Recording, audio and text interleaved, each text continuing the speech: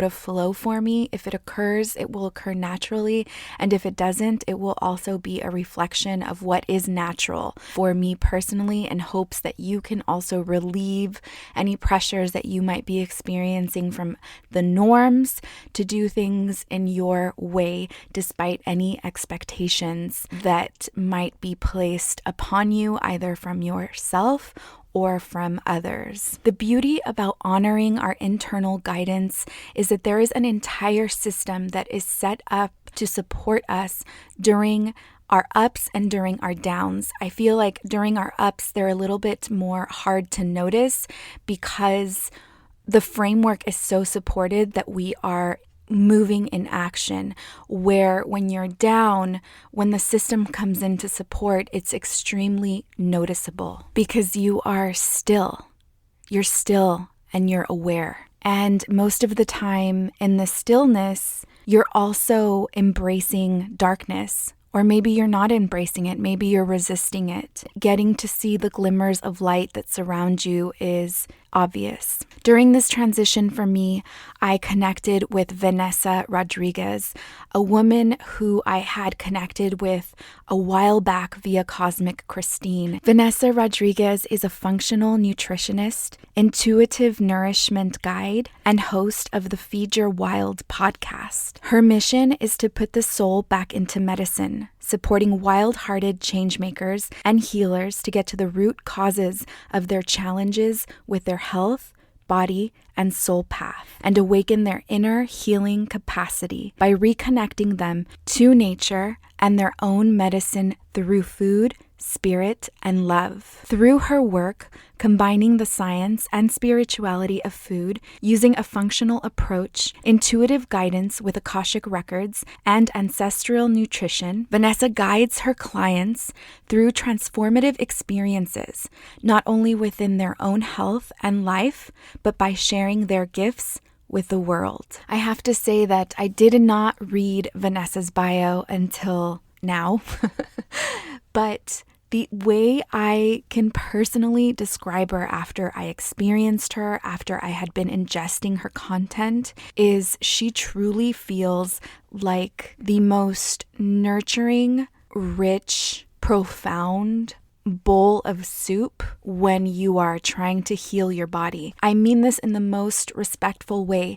There isn't a way that I can describe her other than, when you receive a really warm bowl of soup that you instantly feel is healing you and is supporting you and is nurturing you. That's the only way I can describe it. It's the sacred experience as you are receiving what is actually medicine. So to learn right now, based on her bio, that she's also a nutritionist, this makes perfect sense, and that she also actively works with nature in complete alignment with what I was experiencing.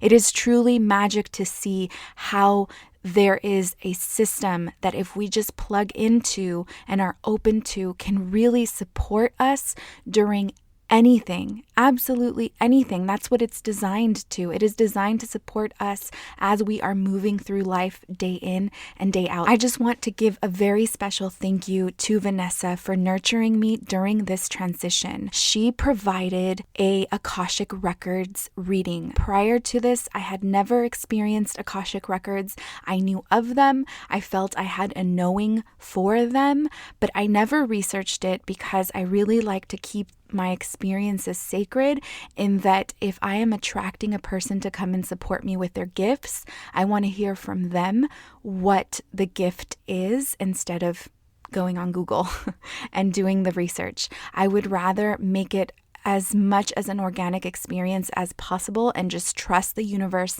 in the process. I would like to briefly share what the Akashic Records are for those that don't know, that have never heard of this before, or for those that simply need a refresher.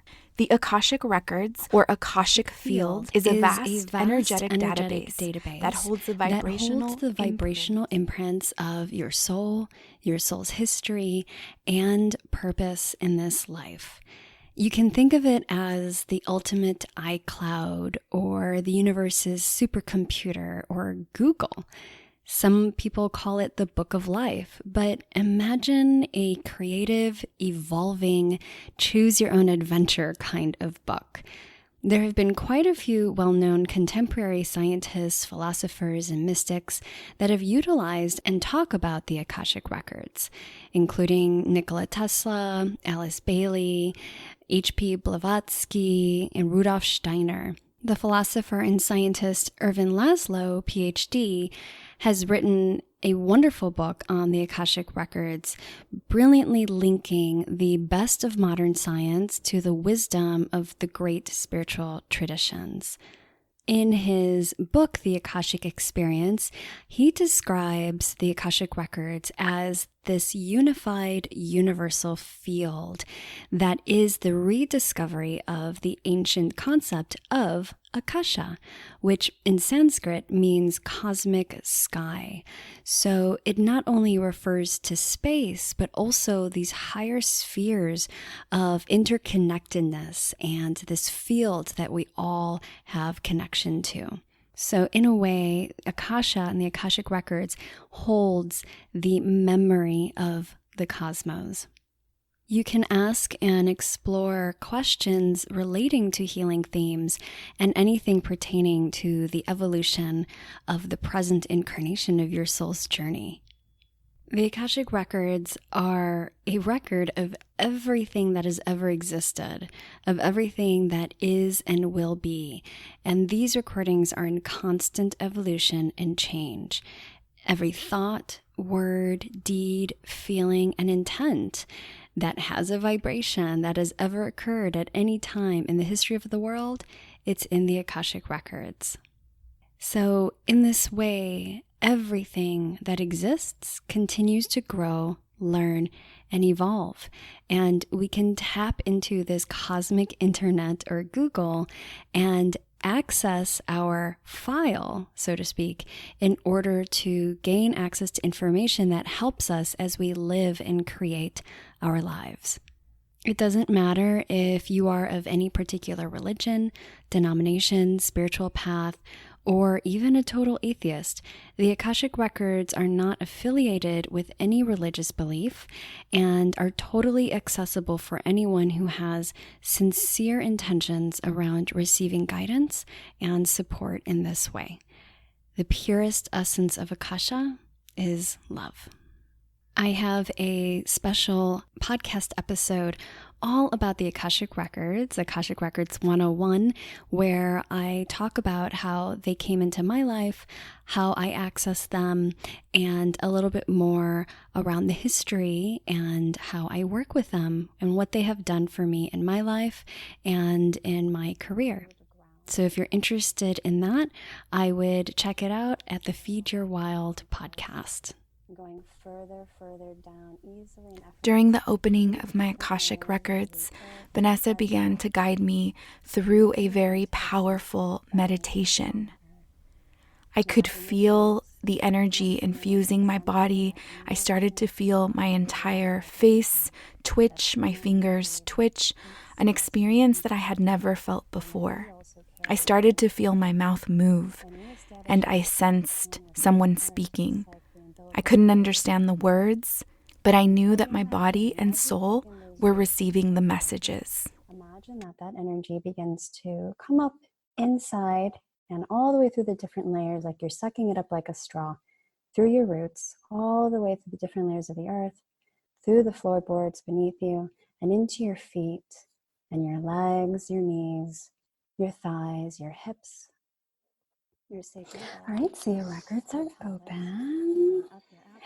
I'm going to give you just some insights that I received right away, and then we'll go into your questions. By the way, I felt like you were really plugged in and there was a lot moving for you. I don't know if you felt that. Yes, definitely. Yeah. The two places that kind of were highlighted for me, the first was your sacral chakra, the reproductive creative part of your energy body. It feels very active, but it's interesting because it feels contradictory to the energetic flow of what I'm feeling in that space. It also feels like it's almost in dormancy. It's almost like it's in, here's a perfect example of what I'm actually getting through the records. They're like, here you go, let me give you a little visual to help you out. I see a bear birthing in hibernation. This is the energy that I'm getting. It actually happens in real life. Bears give birth during hibernation. And so it's a process of surrender to the process, surrender to the knowing beyond the mind space. And then the other area that I felt a lot of energy was your throat chakra. All of it, in particular, kind of like right where, you know, when you're about to cry and you get that sort of ball, that's where I was feeling a little bit of energy there. And then also in your jaw space, it really brings to mind the speaking truth part of it, but the actual like speaking. Mm-hmm. Holding things in this area when I'm feeling it sort of in the back. It's funny that you bring up the bear because I felt a lot of masculine energy coming through. And I mean, while it is the female bear that is giving birth, I still feel like they generate a lot of masculine energy in terms of protecting. So I felt that pushing through. When we opened up the crown, I did feel like explosion of flowers come through, and I could feel the thorns kind of pushing up through my neck. Also understanding that those flowers that are pushing through right now will eventually die, and that is okay because new ones will reproduce. In terms of my jaw, I actually did just recently experience some severe trauma with my jaw where I actually had to have an emergency visit to the dentist and I got surgery. And one thing I just want to make a comment about the jaw is often what I see with people when I sense something in a very specific area, there usually is a connection between the physical and the spiritual of what is going on there, because that's also typically a place where you hold gifts. It's a power place for them. Mm-hmm. But if there's imbalance or if there's just moving and shifting, that can flare up. So it's kind of empowering, but also like surrendering to this process. This was the initial experience of opening up the Akashic records, tapping into what she felt as she opened the records and what I was receiving simultaneously. There was a lot of synchronicities in what she was feeling and also in what I was feeling in my body. This is why I love to experience work like this with another person, because it truly feels sacred in a space where energetically we are collaborating and I'm getting to tap in. In this next portion, you are going to get to hear one of my questions. As you know, I cut a lot of things out and keep special things that are private for my heart and my soul. But what I kept here was my question surrounding my business, my career, surrounding the podcast. I definitely felt a lot of low vibrating energy at this point. I was carrying a lot of fear-based energy as well, which I think is really important to highlight. I was really truly going through a transition where I felt I lost my grip. I had a knowing, but my knowing was getting overwhelmed with confusion and fear.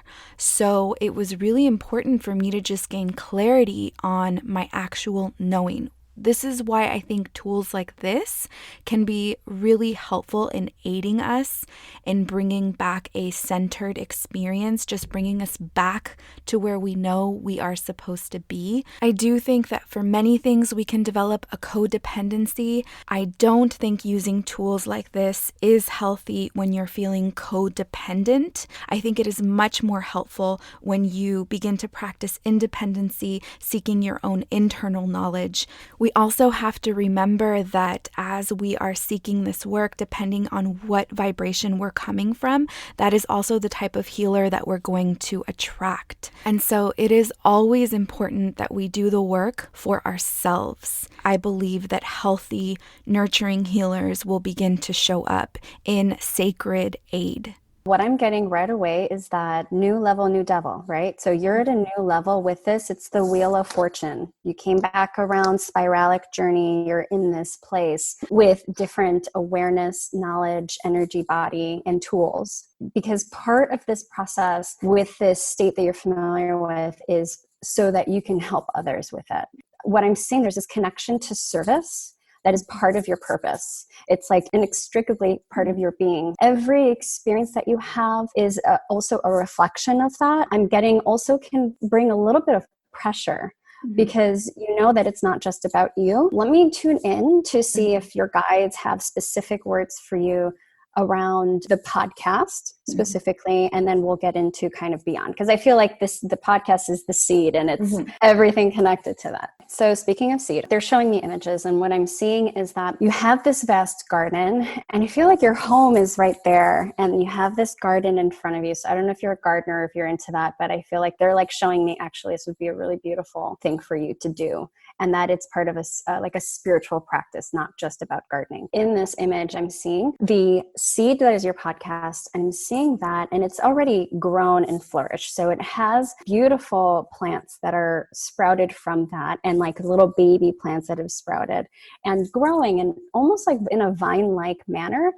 But then what I'm seeing is like, sometimes, and depending on the weather, like I'm seeing the weather patterns change, and that this seed will naturally, just as you would imagine in the wintertime, the plants are not growing as much. There's a different process and way that they're utilizing their energy. And it doesn't necessarily look like what we might want it to look like, which is that expansive, green, lush growth. Rather, it's more of this internal, like this hibernation type of energy that we're experiencing. And I feel like that's what's going on right now. It feels a little bit like there is a shadow cast upon it with the weather pattern, but that this is an opportunity, like looking at the storm or the clouds that are blocking that light as opportunity to be much more internal with the process. And this is a sacred time. When I'm asking, what does this look like practically related to the podcast, is that you are on your own cosmic time. The podcast cannot necessarily be on like a weekly schedule, and that you're forcing it in that way, or even like promising people that it's going to look a certain way. The podcast feels so related to your natural evolution that it has to reflect that. And that can be challenging, because I'm seeing that there are breaks that you'll take, but they're very intentional, and you're communicating it. And so that your energy can be directed elsewhere. The podcast is still there. The connections that you have made to the people, it's not like things are going to go flat or go away. Just like when the springtime comes and the sun shows up, that flower knows exactly what to do. And it's like, bam, and it goes out even further, and, you know, bigger flowers than it had in the previous years. That's the way that I'm seeing this podcast really unfolding for you. So that when your mind, because I'm getting that like the mind comes in and is like, yeah, I have to let this go, or if I do let this go, I don't want to let it go, but if I don't, it's going to look a certain way. And like all of that is a story that you're making up. So you need to tune into that sacral energy that we talked about earlier and connect in with that place. And is she saying, you know, now is the time to expand, now is the time to show up in a certain way, or now is the time to reel it in so that we can do our alchemy in this quiet way that's so sacred. But then communicate that with the people that are connecting in with you, because that is a teaching. Through that process, you are teaching others this, like, and I'm feeling this as a really big message for people, that we have been so disconnected from the natural rhythms of the input, output, and the sacred process of creation, that we, in a very real sense, burn ourselves out, but also we're missing out on opportunities because we're not doing that ebb and flow process. There are sacred opportunities that are not in the seen realms. They're in the unseen realms, and you are one that people have already connected in with to receive these types of messages. I feel like there's a lot of trust that is built with you and the people, the collective that you're tuned into. And so living it for you is part of the work, and that the podcast is an expression of that. Yes. Thank you. Yeah. I'm crying again listening to this for the first time since I heard it on December 13th. It was such a sacred experience. She was reflecting so much of what I was feeling. I was spending a lot of time looking out of my window, staring at the trees, watching the leaves turn colors and fall, watching the trees be completely barren, not giving any life, but knowing that so much magic was taking place underneath the soil. These were teachings that I was tapping into. It was just me staring out the window and receiving almost energetic healing from the trees. I kept hearing the trees say, I am you, you are me. And I wasn't fully comprehending the depth of that. At the same time, I was preparing for winter solstice, when winter solstice would hit, when winter solstice would be over in March. And I was really setting down a plan for me to completely bathe myself inward. In the meantime, I had been pushing myself and telling myself that this episode would come out on January 1st. Even though I was preparing and doing the work for winter solstice, calling it a sacred time and saying that I couldn't come out in the beginning of winter solstice, which January is the beginning of winter solstice itself. But I felt so much contradiction and I felt so much pressure to continue to put out more content. I felt fear of becoming irrelevant. I felt fear of being forgotten. I felt all of this fear that she actually confirmed to me that it is in this space where I needed to create internal magic and that I was extremely connected to you and that we weren't going to let each other go, that you would be there upon my return, and that if you weren't there, it was okay. It is okay. I didn't need to be dependent on that relationship. I needed to be solely dependent on mine. And so that is where I disintegrated. That is where I pulled apart and let go of the codependency in the relationship where we support each other. I needed to do this on my own internally and go in even deeper than I had ever been before. So not only did Venessa surface this to me, but it also felt very much like you must honor your rhythms and be a teacher of this. This entire time I had been receiving so many messages from you all saying, you are teaching me how to honor my space, confirming to me what Venessa had said, that the collective needed a model to demonstrate this. That if I truly wanted to be in service, then I had to honor the exact teachings that founded Let There Be Luz, the 4 phases: winter, spring, summer, fall.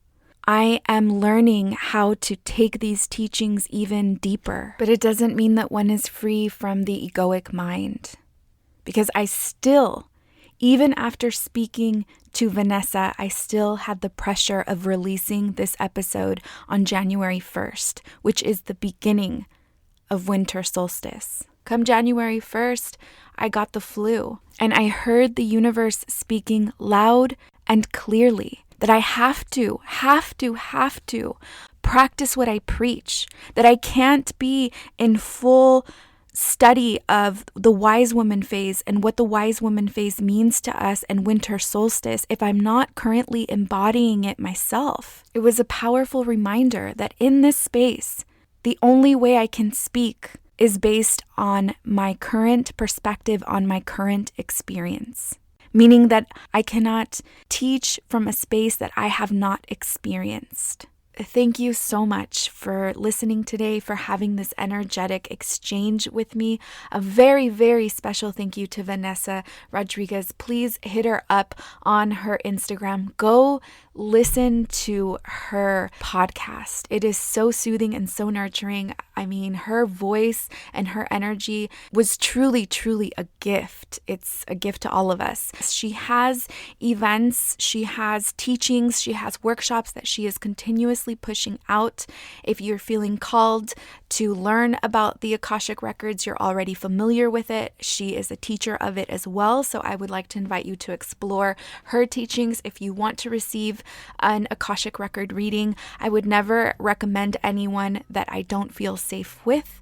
So I recommend her 100%, as you saw how well I was taken care of during this entire experience. If you haven't rated Let There Be Luz on iTunes, I would like to ask that if you feel that you receive medicine from this podcast, that if you could please reciprocate it by heading over to iTunes, write a review. When you do this, we get pushed out to other people that might benefit from this podcast as well.